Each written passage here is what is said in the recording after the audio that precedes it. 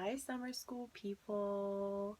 My name is Nicole Beach, otherwise known as Mama Beach here on YouTube. And I wanted to shoot a video for you guys today about purse storage tips and tricks. And I have a video like this already on my channel, so if you're a regular subscriber of mine, it might be a little bit of a repeat, or it could just be a really great refresher. But I want to share with you guys the things that I do when I put my stuff, my purses away in my closet, to make sure that they go in looking perfect and they come out looking just as perfect. Because I've definitely made mistakes in the past when it comes to storing my bags. So the first thing that I do with every bag is I look at it for weird stuff, basically. Stains, denim transfer, weird pieces of food or whatever that might be stuck to it. Because if there is something going on with the bag, I want to deal with it right away rather than having that problem sit on the bag for 3 or 4 months or however long it is between when I carry it. I have a lot of bags, so sometimes my bags will sit for a few months in my closet in between me carrying them, and if there's something on there that I need to address, I'd rather do it before I put it in storage than after. So I always check all over the entire bag, especially the bottom and the corners, just to make sure that I'm not missing anything and that it looks perfectly clean. I also check the inside. God forbid I left like a gum wrapper or something weird in there, a sticker like from one of my kids that made a stain or got permanently stuck to the lining. So I always look for that kind of stuff before I put it into storage. The next thing that I think about is the particular situation in my closet, which may be different for you. I'm so envious of those people that can put beautiful displays of their bags in their closet, and they go in there and they turn the light on and you can see everything and they can pick what they want to wear for the day. Sounds fabulous. For me, can't do it. And the reason why is because I have a glorious giant window in my closet, which is awesome for shooting videos like this, for seeing my bags, the color in natural light, and for seeing my clothes, but it is not awesome for storing leather bags because too much sun exposure can change the color of your bag, dry it out, make it patina faster. So for example, if I wanted to set bags here on the shelf to look pretty when I came in my closet, which I would love, by the way, and I had this sitting up there for a couple of months, this side that's facing the window would get a lot more sun exposure than this back side, and it would change the color. It would be a different color here than it would be here. So I have to cover all my bags in my closet.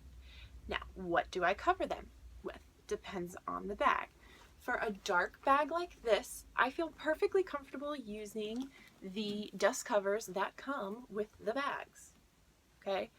But this is probably the only time that I will use this dark bag is on a dark color like black, navy, this is marine, plum, chestnut.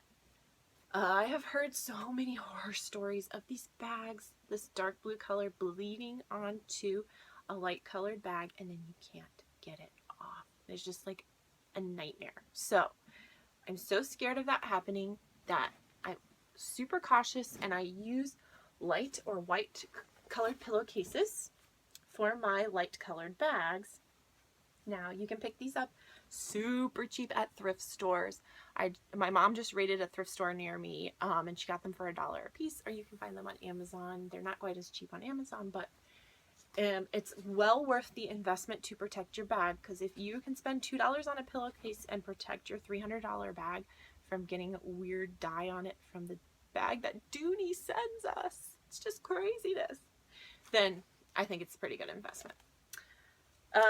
The other thing that I'm not so good about doing, but a lot of people do, is label on the outside of the dust bag or pillowcase so that they don't have to look through every one to find the bag that they're looking for.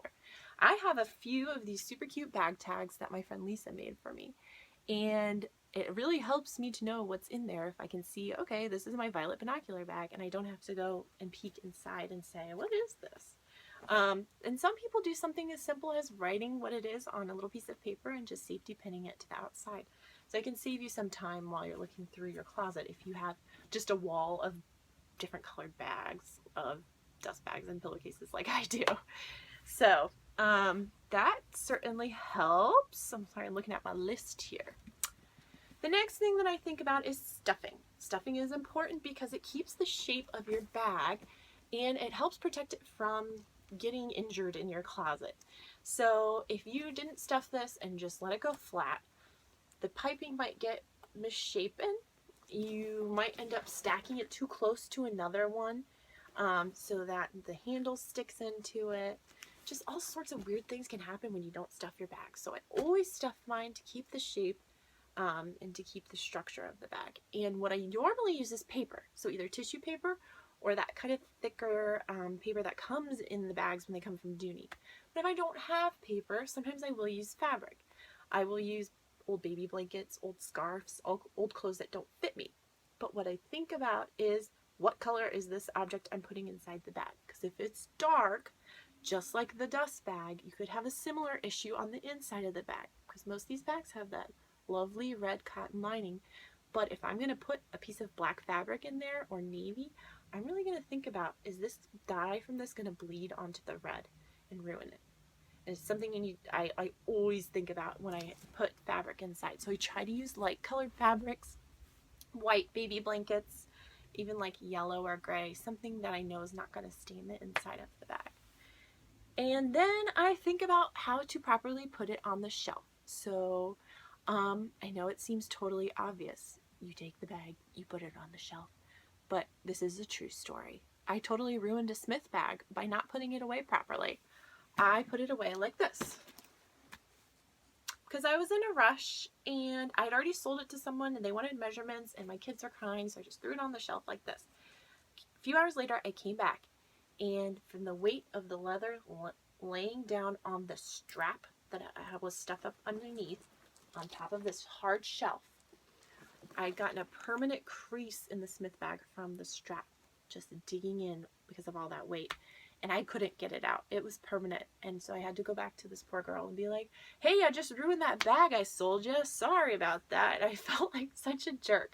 So now I'm always so careful about putting my bags on the shelf on their feet, like so. Because that's the way Dooney wanted you to set it down. So that's the way I'm going to set it down. And that way nothing is poking into the bag, or the weight of the bag isn't laying on anything. So I'm always careful about that these days.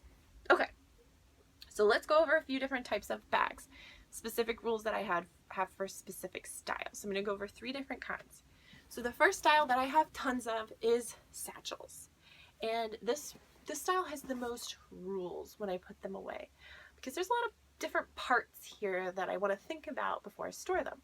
For example, I used to store the handles up like this, especially on my Florentine bags. And what I found was happening was because of how this presses here on the top of the bag, the whip stitching, which is very hard, was making permanent dents in the leather here, and I could not get them out no matter what I did. So I learned I always store the handles down. And I know a lot of people who will also wrap the handles so that it doesn't dig into the leather down here and make a handle mark down here. What I try to do is just allow enough space between my bags. So I don't wrap the handles, but I always store them down, and I always allow enough space between my bags so that they aren't pushing against each other and causing any kind of damage on the handles. I also use those nifty makeup brush covers. I put them on the tassels when I put my bags away to keep the tassels looking nice, so that you don't get that weird wonk tassel that goes off to the side, which is not cute. So I always keep the tassels covered with those makeup brush covers. That's the next step I do. I stuff it enough so that the zipper will stand up, because another issue that I have seen is when you store, especially Florentine bags with this flap folded down, that the zipper can tarnish and actually kind of have a reaction with the leather here, and you will get a zipper line on your bag. It looks like the teeth of the zipper. You can actually see them. So I always store my zipper up so I can make sure that that doesn't happen. Then I put the strap inside. I always store the strap inside. I never leave it on the bag, because it can also dig into the leather if it's pushed a weird way by a bag next to it. If the buckle is touching the leather for a long period of time and has some sort of like tarnish or metal reaction with the leather and makes a permanent mark. Don't want any of that happening. So I always take the strap off, fold it in a circle, and put it inside the bag. Then I put it inside the dust bag. I usually put mine in sideways. I try to use a dust bag that is kind of an appropriate size for the bag because they come in different sizes. So I try not to use one that's too big or obviously not too small because you don't want to really cram it in there. Cinch it closed, and I always put it with the cinch side towards the wall so that no sunlight gets in there. Okay, next style of bag, I'm going to group two together. This is a shoulder bag, but I'm going to group it together with hobos because they both have those longer shoulder straps. So the two things I do differently for shoulder bags are I position the shoulder straps like so. So they lay all over the top. And that way they stay, you keep them from dragging on the shelf and the bag sitting on them. So something like this might happen. Then you have this bag sitting on the strap, you might get a mark here. So I always store the straps like this, so they hang nicely on either side. The other thing that I always do with totes especially, but other shoulder bags, is make sure that the corners are stuffed. So when I stuff the bag, I pay extra attention to putting stuff down in the corners because they tend to get wrinkly like this. And then when they sit like that for a long period of time, sometimes you can get a permanent crease here from where they're wrinkled. So I try to stuff the corners pretty tightly on tote bags and hobos if they have corners. So then I would just, see this is kind of a light color. I don't want to risk putting it in a dark dust bag. So I'm going to put it inside a white pillowcase. And then I always just fold this flap over and then I store it up against the wall so that the wall holds the flap closed. But I know a lot of girls that will get just a piece of string or a hair tie and just cinch this shut to keep the sun out and the dust. And I would set this up on the shelf like that. Okay, the last type of bag that I have quite a few of is a messenger style bag. And those are a little trickier for me to store because the strap can sometimes be an issue. This is an easy one to store because the strap you can tuck inside. So I just loop the strap around, tuck it inside so that way it's stored safely inside the bag and it's not pushing on anything on the outside.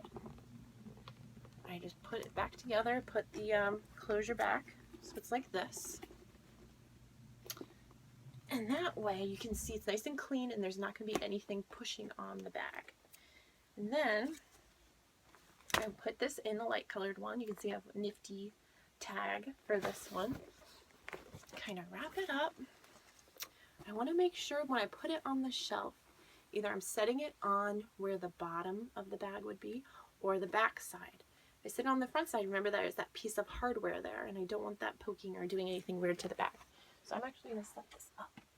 So it's on the bottom. So that's how I store my bags. And like I said, I always try to leave enough space between. They all have their own personal space. I don't want to squish them in because that's when you get things pressing and making permanent damage to your bags. I never stack bags on top of each other. Oh, the horror of things that can happen when you start stacking bags on top of each other. You have all that weight pushing down on whatever poor bag's on the bottom. So they all have their own little space on my shelf. So if you guys have any questions, I'm going to be around on the summer school page to answer questions.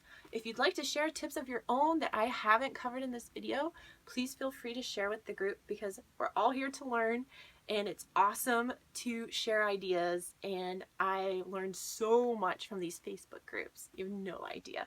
It's just a font of knowledge. So I really appreciate you guys joining me today. And if you're new to my channel, come join me. I post videos a couple times a week and we have a lot of fun here.